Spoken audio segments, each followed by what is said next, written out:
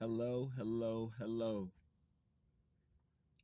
My name is Cortez Jenkins, and I'm trying to introduce individualism to as many people as possible. And yeah. So the thing about it, what I had ran into today, just kind of driving again. I was driving, and a lot of times I really just use the driving time to meditate. I know a lot of people like to drive and listen to music, to listen to podcasts, or watch videos, any type of source of entertainment. I know a lot of people like to do that during their time of driving. But me, I honestly like to meditate. I like to sit and think and predict for the future and act on it. I want to think about things I'm going to act on, especially within the month or the day or the week. And so a lot of the action, a lot of that time, and a lot of that thinking is it's utilizing your time. The thing is, when we look at the most successful people, they all have multiple jobs. They have multiple sources of income, and they diversify. Bill Gates. If you look at Bill Gates, he has farmland, owns Microsoft, owns Cat, owns a bunch of other different companies. If you look at his portfolio, and beyond just his portfolio, he's invested in the farmland, he's invested in the other stuff. So what we need to now think is, are we involving ourselves in as much things as we should be to get to our full potential or greatness? Because if we can't overwork ourselves or put extreme amounts of pressure on ourselves, then we're really not going to be capable of the dreams that we aspire to have.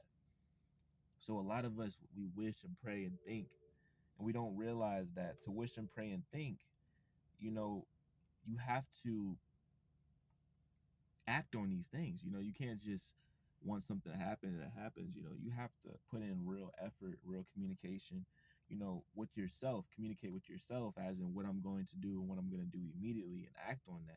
Make a date on that and act on it. The one thing is, are you working enough? A lot of people that I know have one job, one source of income. But why aren't you working more? Why aren't you either taking up overtime, or why aren't you working a side job or something to extend the time that you're working? Because if you're not working enough, you're not going to be able to afford the dreams that you're trying to chase, because everything's going to have some type of price to it. You're not going to get your dreams by just wanting it to happen. To make it happen, you're going to financially have to be responsible, and now double your income so that you can achieve these dreams and achieve them faster than ever. Because why waste the time for it? So that's the main thing, is you don't want to waste your time, because ultimately what it's going to do is you're not going to be able to get to that full potential. So you have to act on it, you have to write it down, and you have to accelerate that. That's the thing, is that most successful people, they just did ordinary things at a faster pace. They move better. They utilize their time better. They utilize their time. That's the main thing, is utilizing your time. If you have a whole week, think about that. If 24 hours times 7, what is 24 hours times 7? We do the math on that. 24 hours, 24 times 7, it's 168. 168. Let's say you need 6 hours of sleep. 6 hours of sleep. So minus 6 times 7. We're at 126. 126. If you're working 40 hours, you have 86 hours. What are you doing with the other 86 hours? There's 86 hours in the week that you have for recreational period. We already deducted 6 hours every single day for sleep. What are you doing for the other 86 hours of the week? And that's the reason why you're working less than the amount of time that you have available for the week. You have more time available during the week than you have the time that you're working. And that's why you're not getting anywhere. You're not putting in extra work.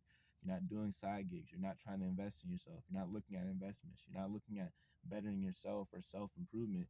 You're just wasting your time, constantly putting yourself into a battle. And so that's the thing about it, is you got to make sure that you're aware of what you're trying to go to, and the only way to do that is through individualism, man. You have to understand who you are as a person, so that you can make goals for yourself, so you can achieve them and actually feel fulfilled in life, actually feel like you're getting somewhere. You're going to keep feeling stuck if you don't have a goalpost or can extend that goalpost. When you have a purpose, it's long going, it's everlasting, it's till literally death do us part. You're married to this vision. This is your vision. This is your life. This is your life commitment, and this is what you have to put forth. If you're working 40 hours a week, how are you that committed? You know, no basketball player is committing just 40 hours into the gym.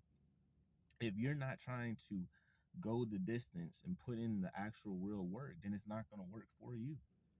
And you'll constantly be in that perpetual cycle, as I was saying, of asking yourself, where do I stand in life, and where am I supposed to be, and all this stuff, because you were never fully aware of what you want to be. You were just acting and doing through the cycles of life, and just every day waking up, going to work, putting your 40 hours and typical maybe vacations a year and stuff, but you always feel lost. You know, you're always going to feel like, you know, your position in life right now is just not where you want it to be, and you'll constantly be in that situation until you step up to the plate and put in the actual effort and work. It's a working job, you know, but you're putting work into things that you want to happen, because you're gonna work regardless. You're gonna work through the day-to-day life of going through the disparity and constantly thinking, what am I in life? Or you're gonna go through the hardships of trying to get to what you want to achieve. And there's only gonna be one outcome and one option that's gonna make it better for you in the end, and that's working towards your purpose, working towards your dreams, and understand who you are through individualism, rather than wasting your time just going day by day being,